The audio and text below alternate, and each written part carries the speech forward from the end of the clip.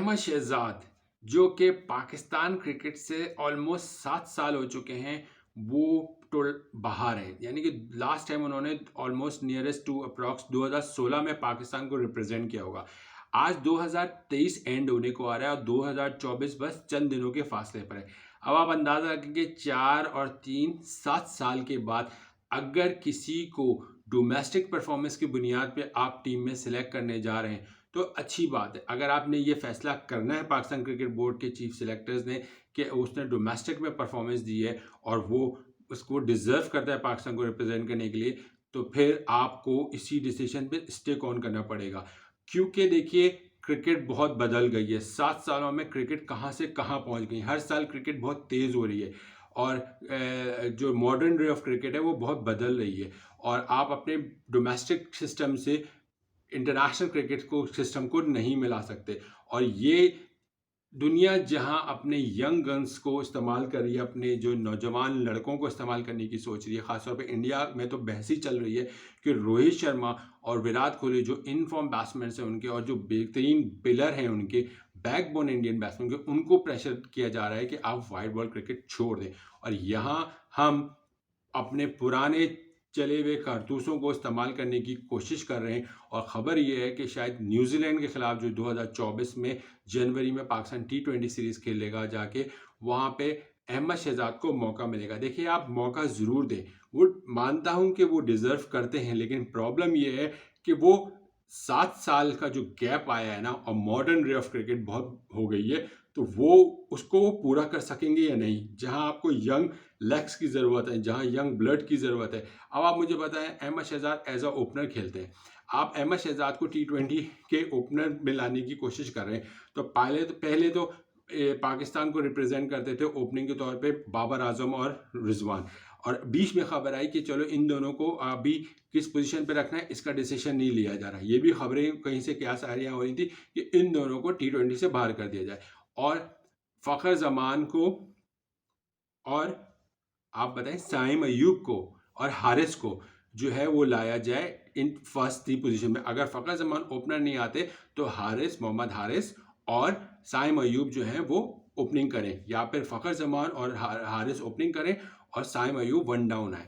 अब अहमद शहजाद की कहाँ जगह बनती है? अगर कोई ये सोच रहा है कि अहमद शहजाद को मौका मिलेगा, जैसे कि मैंने चीफ सेलेक्टर का भी बयान सुना, डायरेक्टर साहब का भी बयान सुना, मैंने कप्तान का भी बयान सुना कि मौका मिलना चाहिए अहमद शहजाद को, ठीक है। लेकिन फिर आप ये सोचें, अगर किसी को ला रहे हैं और अगर आप सिर्फ इस बुनियाद पे ला रहे हैं और उसको ये उम्मीद दिला रहे हैं या कि तुम 7 साल बाद पाकिस्तान क्रिकेट में वापस आ रहे हो और अपनी परफॉर्मेंस दे के आ रहे हो और फिर आप उसको ला के उसको ड्रॉप कर दें वर्ल्ड कप से पहले, फिर आप उसके साथ ज्यादती करोगे। और अगर आप उसको ला के ले जाएं और रिस्क ले लें और वो परफॉर्मेंस ना दे सके, क्योंकि पाकिस्तान का T20 सीरीज़ है न्यूजीलैंड से, उसके बाद PSL शुरू हो जाएगा, फिर PSL ख़त्म होगा तो पाकिस्तान का कोई सीरीज़ नहीं है, या सिर्फ एक इंग्लैंड के खिलाफ सीरीज़ है, उसके बाद फ़ौरन पाकिस्तान रवाना हो जाएगा T20 वर्ल्ड कप खेलने के लिए। तो इस पे आप कहाँ से जज कर सकते हैं अहमद शहजाद की परफॉर्मेंस को? अब आप बताएं कि अगर अहमद शहजाद टीम में आ जाते हैं तो साइम अयूब, मोहम्मद हारिस और को आप कहाँ रखेंगे? मुझे बताएं। फ़खर जमान कहाँ आएंगे? फिर बाबर आजम किस पोजीशन पे खेलेंगे? मोहम्मद रिजवान किस पोजीशन पे खेलेंगे? फिर इफ्तिखार किस पोजीशन पे खेलेंगे? तो ये जो आप कोशिश कर रहे हैं, ये आप यंग लड़कों के लिए नुकसानदेह, यहाँ यंगस्टर के लिए भी मुश्किल खड़ी कर रहे हैं और आप अहमद शहजाद के लिए भी खुद के लिए मुश्किल खड़ी कर रहे हैं कि वो बंदा इस होप में आएगा कि यार मैं अगर न्यूजीलैंड के खिलाफ सीरीज खेल रहा हूँ तो मैं अब वर्ल्ड कप T20 खेलूँ। अब आप सोचें, जहाँ इंडिया सोच रहा है कि विराट कोहली को और रोहित शर्मा को हटा दिया जाए, वहाँ पे हम कोशिश कर रहे हैं कि आपको अहमद शहजाद जैसे प्लेयर वर्ल्ड कप का खेलते हुए नजर आए। अब यू नेवर नो कि पाकिस्तान है, यहाँ कुछ भी हो सकता है। मुझे डर ये है कि अगर अहमद शहजाद को जगह मिल गई तो कल को आप नज़र देखिएगा कि मई तक आपको एक और ख़बर आ रही होगी कि उमर अकमल पाकिस्तान के लिए T20 की सिलेक्शन में, यानी कि 15 रुकनी जो टीम होगी उसमें उमर अकमल का नाम भी शामिल होगा। अब आप ये सोचें, अगर ऐसा हो जाए तो पाकिस्तान क्रिकेट कहाँ जाएगी? उमर अकमल को निकले हुए, टीम से निकाले हुए आपने ज़माना हो गया। अहमद शहजाद को आपने टीम से निकाले हुए सब माना हो गया, परफॉर्मेंस दे रहा है लड़का, इसमें कोई उनकी परफॉर्मेंस पे तो मैं बात ही नहीं कर रहा, मैं तो उनको उनकी उनकी परफॉर्मेंस को तो दाद दे रहा हूँ अहमद शहजाद की, कि अहमद शहजाद बेहतरीन परफॉर्मेंस दे रहे हैं। और सबसे बड़ी बात कि वो बंदा डोमेस्टिक को इज्जत दे रहा है और डोमेस्टिक क्रिकेट खेला, बहुत सारी लीग्स को इनकार करने के बाद भी वो डोमेस्टिक में परफॉर्मेंस दे रहा है। लेकिन क्या मॉडर्न डे ऑफ क्रिकेट जो चल रही है इंटरनेशनल, क्या उसी कैलिबर की हमारी डोमेस्टिक है कि हम उसी कैलिबर डोमेस्टिक पे ले जाएंगे? क्योंकि जो लोग बड़ी बातें कर रहे हैं कि साइम अयूब ने बेहतरीन परफॉर्मेंस दी और ये अपना ऐसा वाला शॉट खेला जो सूर्य कुमार यादव खेलते हैं, या ऐसा जो भी इसको नाम दे रहे हैं शॉट को, अब बैक पे जो छक्का मारे, क्या साइम अयूब सिर्फ एक छक्का मार के पाकिस्तान टीम में रहेंगे? प्रॉब्लम यही तो बात है कि इंटरनेशनल क्रिकेट बहुत डिफरेंट होती है। साइम अयूब को भी अपने आप को प्रूव करना पड़ेगा, लेकिन यंगस्टर है, उसके अभी बस बहुत मौका है। 7 साल पहले क्या क्रिकेट होती थी और आज क्या क्रिकेट होती है, बहुत फ़र्क है। अगर मैं शहजाद सेलेक्ट होते हैं तो परफॉर्मेंस तो वो देंगे इंशाल्लाह, मुझे उम्मीद है, क्योंकि उनकी फॉर्म लगी हुई है। लेकिन फिर एक यंगस्टर का हक मारा जाएगा।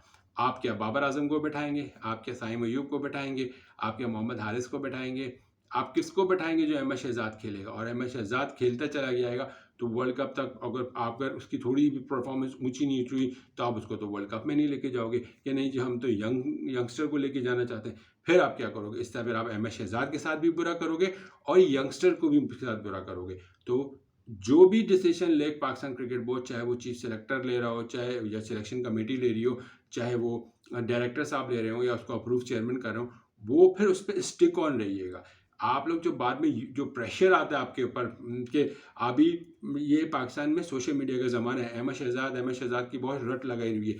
अब यकीन कीजिए, अहमद शहजाद अगर ज़रा भी न्यूजीलैंड में ऊंचा नीच हुई ना, तो यही लोग जो अहमद शहजाद के नारे लगा रहे हैं ना कि अहमद शहजाद को लाया जाए, यकीन कीजिए यही लोग अहमद शहजाद के अगेंस्ट होंगे और सारी तोपें आप ही के ऊपर होंगी कि और ख़ासतौर पर बेचारे अहमद शहजाद के ऊपर होंगी कि अहमद शहजाद को क्यों सिलेक्ट किया। तो बहुत सोच समझ के डिसीजन लीजिएगा, क्योंकि फिर यही बात हो रही होगी कि अहमद शहजाद की परफॉर्मेंस ज़रा भी ऊपर नीचे हो गई तो फिर तो सब बोलेंगे कि इसको क्यों सिलेक्ट किया, इसको क्यों रखा। फिर आप पर प्रेशर आएगा, पाकिस्तान क्रिकेट बोर्ड पर जैसे प्रेशर आता है और वो फ़ौरन चेंजिंग शुरू कर देते हैं। फिर अहमद शहजाद को जो एक चीज़ में मौका मिला होगा, वो बेचारा फिर पाकिस्तान से बाहर हो जाएगा, फिर उसकी उम्मीदें ख़त्म हो जाएंगी, वो कहेगा यार मैं तो डोमेस्टिक खेलता था। तो ऐसी चीज़ों से बहुत ख्याल से खेलिए।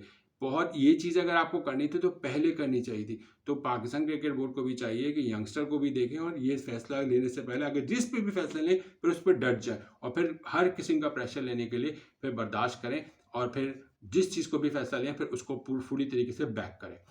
यही थी आज की खबर। आपकी राय में क्या ख्याल करता है? क्योंकि मेरी नज़र में वहाँ नज़र आ रहा है कि विराट कोहली और रोहित शर्मा को नहीं खिलाएंगे T20 वर्ल्ड कप में, और कोशिश हो रही है कि उनको रिटायर कर दिया जाए या उनको बोला जाए कि आप सिर्फ रेड बॉल क्रिकेट खेलें। यहाँ आप अहमद शहजाद को ला रहे हैं। अगर आप अहमद शहजाद को लाएंगे, आप मेरा यकीन कीजिए, आप मई में सिलेक्शन की में नाम में मुझे क्यों लग रहा है, मेरी एक अलग से वाइब्स आ रही है कि उमर अकमल भी आपको टीम के एक कहानी सुनती हुई नजर आएगी। बाकी ये क्रिकेट पाकिस्तान है, यहाँ कुछ भी हो सकता है। किसी को नहीं पता कि कब चेयरमैन बदल जाए, कब क्रिकेट बोर्ड की चीफ सेलेक्टर बदल जाए। यहाँ सब चलता है। अपने राय का इजहार कीजिएगा, अपना ख्याल रखिएगा। अल्लाह हाफिज़।